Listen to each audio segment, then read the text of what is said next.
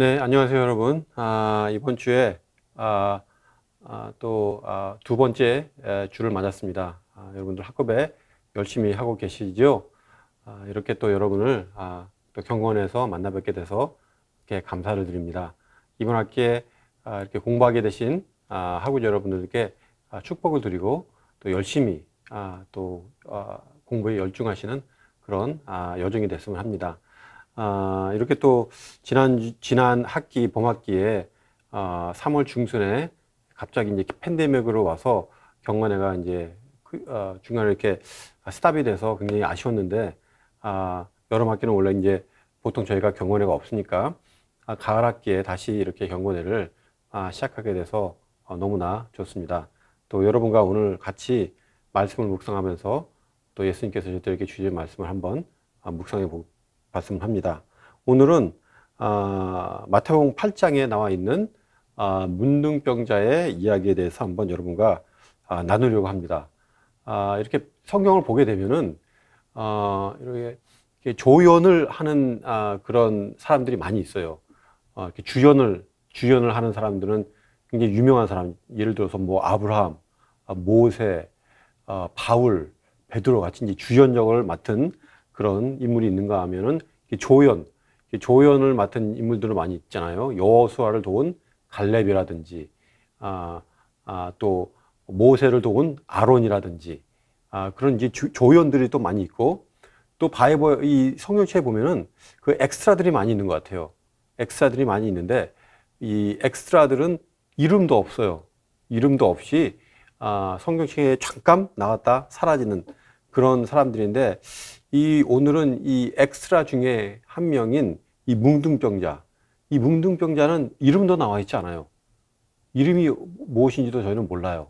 그러나 이 사람의 이 삶을 통해서 저희가 오늘 한번 그리스도인들이 어떻게 살아야 되는지를 한번 여러분과 함께 묵상을 하고 싶습니다.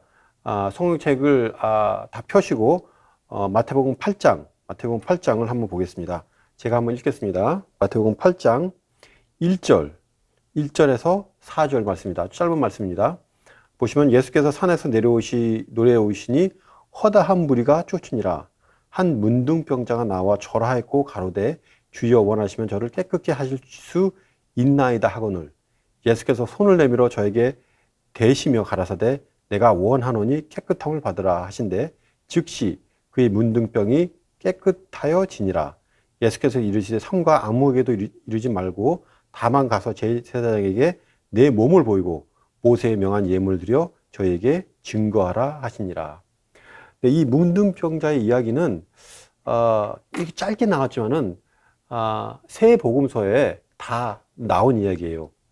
그래서 이 문둥병자 여러분들 문둥병은 요새 많이 이렇게 치유가 돼가지고 이렇게 선진국에서는 찾아보기 어려운데 아직도 후진국에서는 문둥병이 아직도 있어요. 제가 한 2년 전인가 한국을 잠깐 나갔었는데 이 전라남도 고흥 쪽으로 이제 갈 일이 있어서 운전을 하고 갔는데 거기 조그마한 섬이 하나 있어요. 섬이 하나 있는데 그 마을 사람들이 얘기를 들어보니까 옛날에 문둥병자들이 살았던 마을이라 그러더라고요. 이 문둥병자들만 모여서 사는 마을이에요. 왜 그랬을까? 왜냐하면 문둥병자들은 이 문둥병은 전파력이 굉장히 심해요. 그래서 문둥병을 가진 사람들이 다른 사람을 이렇게 만지거나 이렇게 컨택이 있으면은 그 병이 곧바로 다른 사람에게 옮는 거예요. 여러분들 굉장히 우리 지금 사는 시대와 비슷하지 않으세요?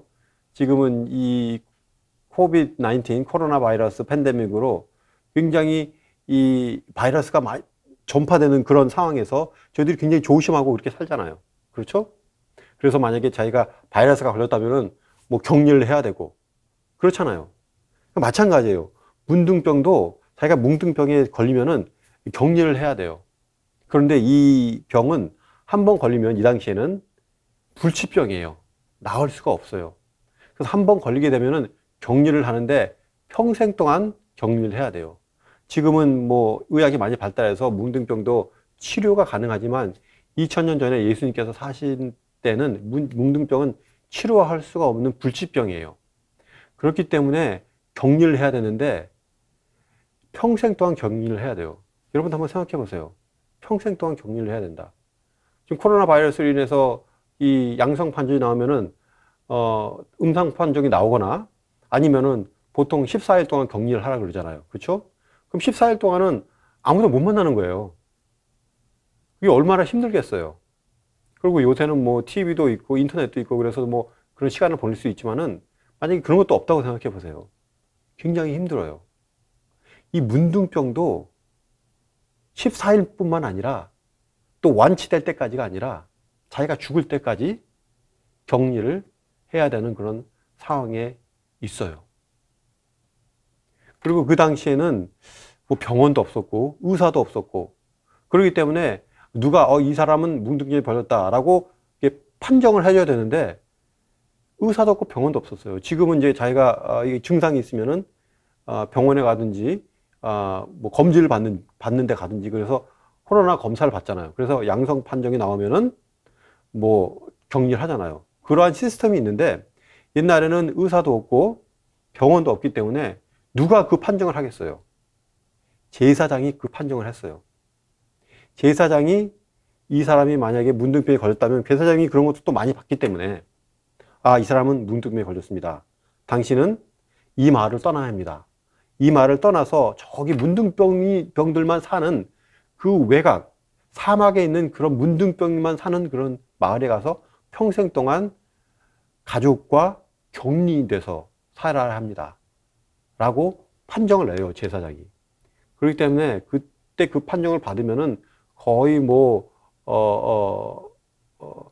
이 사형 판정이나 거의 다름이 없어요. 그때 문둥병으로 판정이 나서 집을 떠나고 마을을 떠나고 자기가 살던 고향을 떠나게 되면은 다시는 못 돌아오는 거예요. 그리고 유대인의 율법에 문둥병은 더러운 사람이에요. 깨끗한 사람이 아니에요.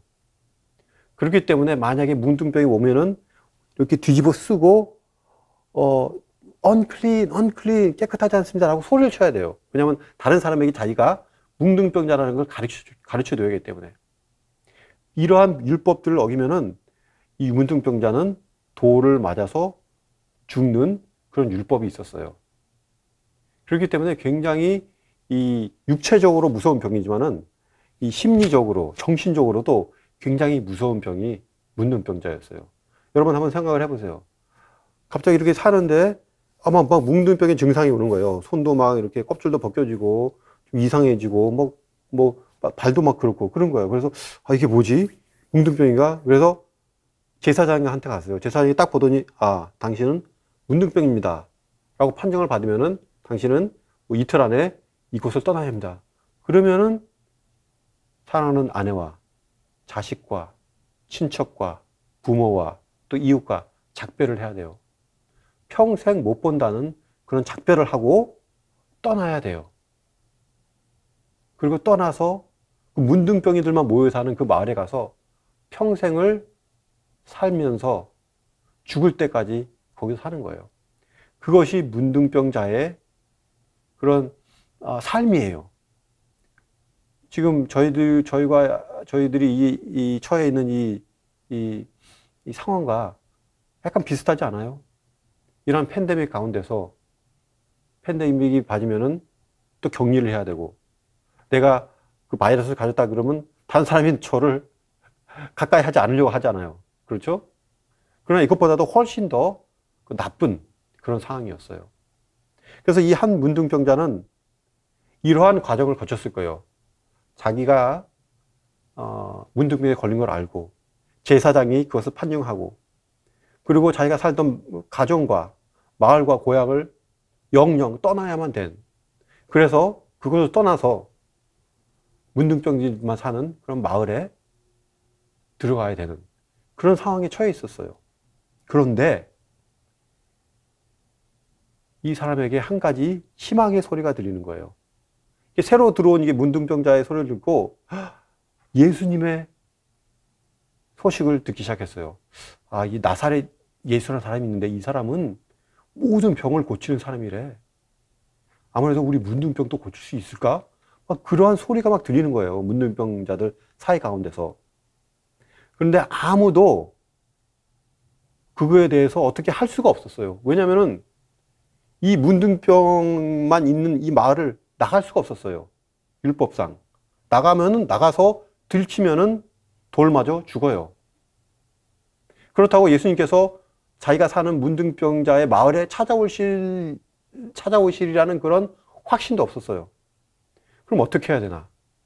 나는 그냥 여기서 1, 2년 살다가 고통 속에서 내 가족을 영영 보지 못하고 죽어야 되나? 아니면 내가 용기를 내서 이 마을을 빠져나가서 예수님을 만나서 예수님께 고쳐달라고 얘기를 해야 되나? 고민을 했을 거예요. 고민을 하는 가운데 야, 나는 여기서 이렇게 죽는 것보다 한번 나가자. 나가서 예수님을 한번 만나보자. 여기서 이렇게 죽는 것보다 나가서 예수님을 만나려고 하다가 만약에 들키더라도 돌마다 죽는 게 훨씬 낫다 라고 생각을 했을지 몰라요. 그래서 이 사람은 한밤중에 이렇게 겉옷을 둘러 쓰이고, 왜냐하면 이렇게 얼굴과 손을 보이면은 아, 저 사람이 문둥병자라고 금방 알거든요. 이렇게 다 가리고, 겉옷으로 다 가리고 그 마을을 빠져나와서 예수님이 있는 곳으로 향했어요. 근데 예수님이 어디 계셨어요? 8장 1절에 보니까 예수께서 산에서 내려오시니 허다한 무리가 쫓으니라. 이 당시만 해도 예수님께서 굉장히 유명해지셨어요. 병도 고치고 기적도 행하시고 그리고 설교도 잘하시고 그러시니까. 근데 다른 공간복음에 보면은 어떤 말이 있냐면은 예수님께서 도시에 있었다고 그러셨어요. 성 안에 있었다고 있으셨어요. 그러니까 산에서 내려와서 성 안에 있었는데 그 성 안에 많은 무리들이 같이 예수님을 쫓아 있었어요. 그러니까 몰래 가서 예수님을 혼자 만나는 건 불가능했어요. 한번 생각해 보세요, 여러분. 이렇게 겉옷을 이렇게 뒤집어 쓰고 불안한 마음에 걸어갔어요. 저기 사람이 와. 저 사람한테 들키면 안 돼. 그러니까 이렇게 좀 피하면서 이렇게 갔어요. 그리고 예수님이 계신 그 마을 안에 들어갔어요. 마을 사람이 보면 안 돼. 그래서 콱 뒤집어 쓰고 갔어요. 그리고 예수님이 계신 곳에 딱 가니까 사람들이 굉장히 많이 있었어요. 몰려 있었어요. 그래서 예수님께 앞에 가야 되는데 도저히 가질 못해. 그렇게 막 이렇게 삐지고 들어갔어요. 그러면 다른 사람들이 이렇게 부딪힐 거 아니에요. 이거는 굉장히 위험한 일이에요. 뭉둥병자는 우리도 요새 이제 이 팬데믹에 걸리지 않으려고 이제 이러한 저도 이렇게 오늘 마스크를 쓰고 왔는데 마스크도 써야 되고 그 2m 이상 간격을 둬야 되는데 그런데 그런 거리 두기를 뭉둥병자는 철저히 뭐 해야 되잖아요, 그렇죠? 이게 터치하면은 옮기니까 만약 그렇지 않을 경우는 돌 맞아 죽어요. 그런 사이에도 이렇게 수많은 사람들이 예수님을 둘러싸고 있는데 갈 수가 없으니까 이렇게 실례합니다, 죄송합니다 하면서 삐지고 들어갔어요. 근데 만약에 이렇게 들어갈 때 다른 사람들이 저 사람 누구야? 뭉둥병자 아니야? 아니, 이 사람은 왜 여기 왔지? 여기 오면 안 되는 사람이야. 뭉둥병자 마을에 있어야 돼. 이 사람 분명히 율법을 어겼어. 그 자리에서 돌로 맞아 죽을 수가 있어요. 그래서 이 사람은 생명을 걸고 삐지고 들어왔어요. 들어와서 예수님 앞에 섰어요. 그래서 2절에 보면은 한 문둥병자가 나와 절하여 가로되 주여 원하시면 저를 깨끗게 하실 수 있나이다 하거늘. 그러니까 예수님 앞에 딱 왔는데 예수님 앞에 자기를 소개를 해야 되다죠. 예수님, 저는 문둥병자인데 고쳐주세요 라고 소개를 해야 되는데 이것도 굉장히 위험한 일이에요. 만약에 자기가 소개를 하려고 그러면은 이 겉옷을 싹 벗어버리고 자기를 보여줘야 되는데 만약에 예수님께서 나 미안해요. 나는 뭉둥병자는 안 고칩니다 라고 말하면은 이 사람은 여기서 그냥 죽는 거예요. 그러한 위험을 무릅쓰고 이 사람은 예수님께 모든 것을 맡겼어요. 겉옷을 풀어버리고 예수님, 저 뭉둥병자입니다. 예수님께서는 저를 고쳐주실 줄 믿습니다. 제발 저를 고쳐주세요 라고 말하는 순간 여러분들 한번 상상을 해보세요. 그 주위에 있는 사람들이 어떻겠어요? 이 사람들이 이 문둥병자가 겉옷을 벗고 말하는 순간 이 주위에 있는 사람들이 보고 놀랐을 거예요. 아니, 이 사람 이제 봤더니 문둥병자가 아니야. 이 사람 어떻게 여기 들어왔어? 이 사람 방금 나를 이렇게 건들고 들어온 것 같은데? 아니, 나도 문둥병에 걸린 거 아니야? 그러면서 아마 화가 굉장히 나서 돌을 쳐서 죽이려고 했을 거예요. 저도 한 2주 전에 한 가스스테이션에 갔는데 저도 모르는 사이에 마스크를 안 쓰고 가스스테이션에 들어갔어요. 그냥 습관처럼 뭐 옛날에는 마스크를 안 썼으니까. 그런데 거기 마스크 딱 들어가니까는 어떤 커다란 백인 남자가 굉장히 화를 내는 거예요. 왜 마스크를 안 쓰냐고 완전히 그냥 무시무시하게 그냥 대드는 거예요. 그래가지고 죄송합니다, 미안하다고, 제가 깜빡 잊었습니다, 마스크를 가지고 있습니다. 그래서 마스크를 썼는데, 아니 마스크를 안 썼는데도 이런 이제 반응이 일어나는데, 이 뭉둥병자가 그 법을 어기고 그 관례를 어기고 그렇다고 했다고 생각을 해봐요. 목숨을 내놓는 거예요, 이 사람은. 그런데 예수님께서 어떻게 반응을 했습니까? 3절에 보니까 예수께서 손을 내밀어 저에게 대시며 가라사대 내가 원하노니 깨끗함을 받으라 하신데 즉시 그의 뭉둥병이 깨끗하여진지라. 예수님은 딱 이 시츄에이션, 이 처지를 딱 보고 계셨어요. 뭉둥병자가 중간에 있고, 사람들이 놀라고 화가 난 사람들이 중간에 있고, 어떤 사람들은 돌을 쳐서 죽이려고 하고 있고. 근데 예수께서는 어떻게 했었어요? 보세요. 예수께서 손을 내밀어 저에게 대시며.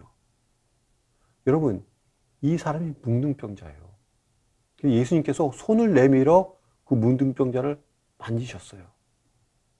여러분, 예수님께서 꼭 이 문둥병자를 만지셔야 되나요? 그렇진 않아요. 예수님께서는 능력의 예수님이니까 그냥 말로만 고칠 수 있어요. 너 뭉둥병자 아니야?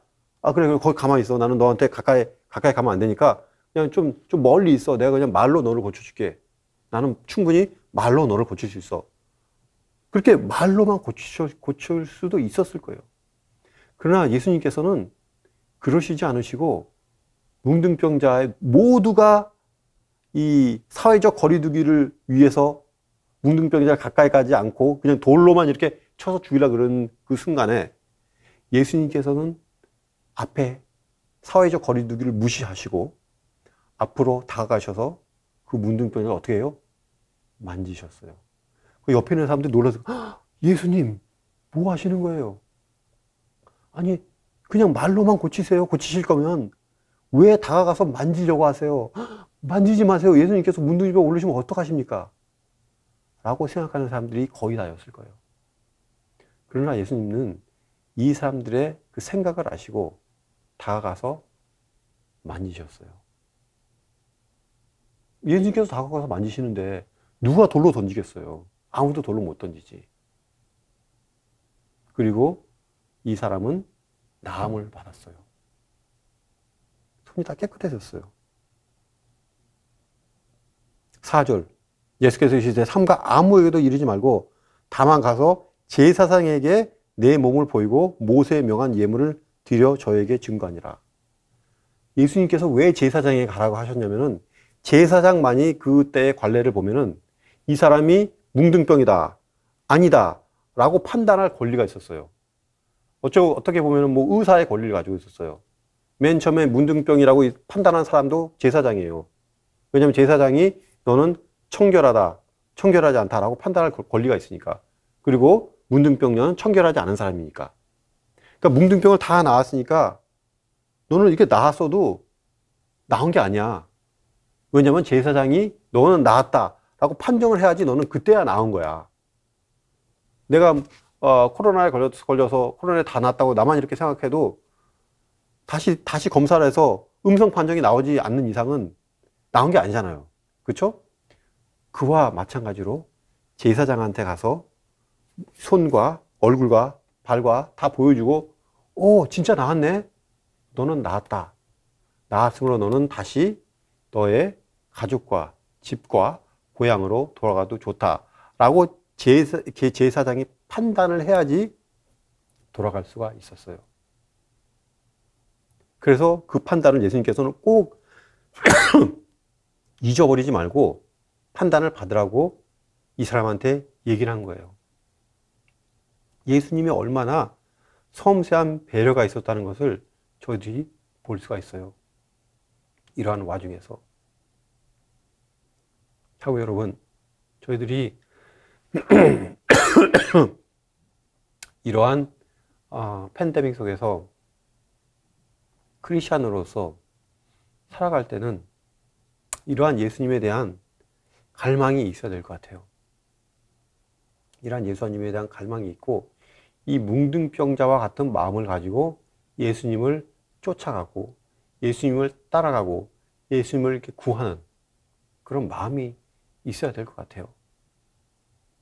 그래서 세상 모든 사람들이 어떻게 말하든지 간에 예수님께서는 나의 그 처지를 아시고 나의 모든 것을 아시고 또 그 발 앞에 모든 것을 내려주면은 예수님께서 저희들을 고쳐주시고 또 받아주실 거 아니겠습니까?